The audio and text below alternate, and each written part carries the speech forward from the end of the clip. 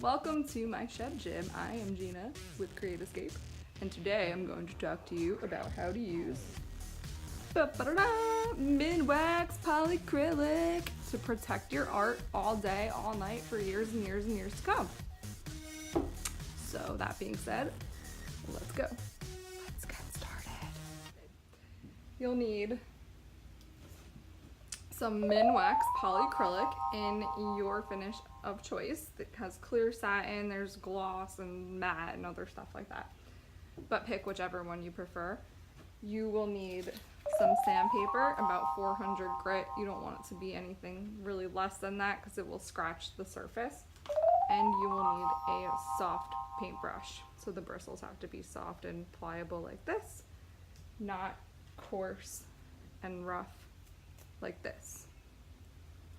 All right, so once you have those and your finished art piece, you can get started.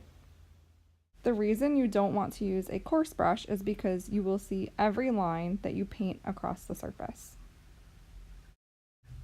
Now you'll get to use your polycrylic. So your can will be more full than mine, but essentially you'll dip the paintbrush into the can and wipe the edge so you don't have a big glob of polycrylic on your art piece. And then you'll simply paint the surface. You'll want to make sure that your brush strokes are in the same direction. You're not going to want to swirl your brush around aggressively, and make sure that it's neat and consistent. If you have droplets like you can see forming here, just make sure you brush them into the piece. They won't dry unless you give them time to, so as long as you make sure to coat over them with the brush, it's fine if there are drops on there. And as your coats go on, it'll get more and more even. It's important to make sure that you get the edges so that way there's a consistent look, and you want to have the entire surface coated so the whole piece is protected.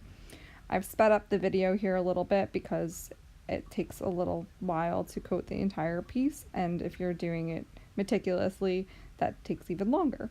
So it's okay if this does take longer in your own case, but just make sure you hit every single edge of that piece to have a consistent, even coating.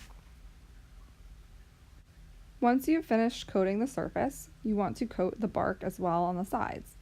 This will help the bark stay on your wood slice and will preserve it for a longer amount of time. As you can see here, the coating of polycrylic on the bark is much thicker than it would be on the surface.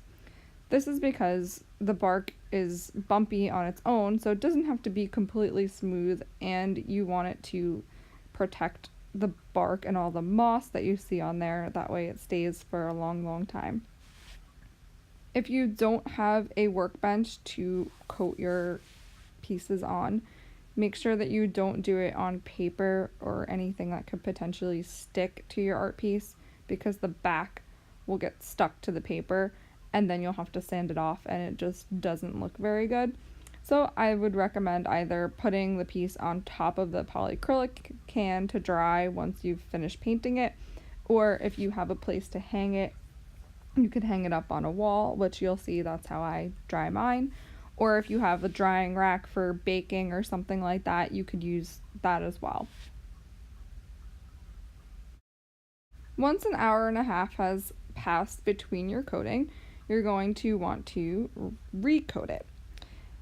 The surface of it will feel pretty rough, and you'll definitely need to sand that down again. So you'll take your 400 grit or higher sandpaper and rub it on the surface. This is important to rub in the same direction, so if you're going from left to right or right to left, make sure that's what you continue doing for the entire piece, because it'll give you a smoother finish. I wouldn't recommend rubbing your sandpaper in circles because it'll leave a circular pattern on your piece of wood, and it's hard to get that out unless you sand the entire thing down. Once you finish sanding, you'll need to wipe the sawdust off, and you could use a coarse paintbrush or simply use your hand or a rag. You may notice that this piece is different than the other one I had. That's because I've made two of these and I coated one prior so I could make this video for you to show you how to do it. Now, you'll go ahead and coat the second piece with the second layer. And you'll see that this second coat doesn't change the color of the wood as much as the first coat does, because it's not as porous because it has that initial coat on there. So it'll keep it protected, and you can see that already. And later on in this video, you will see the two side by side, so you can really make that comparison for yourself. So you'll just continue putting the coat on, and once it's complete, you'll hang it to dry again.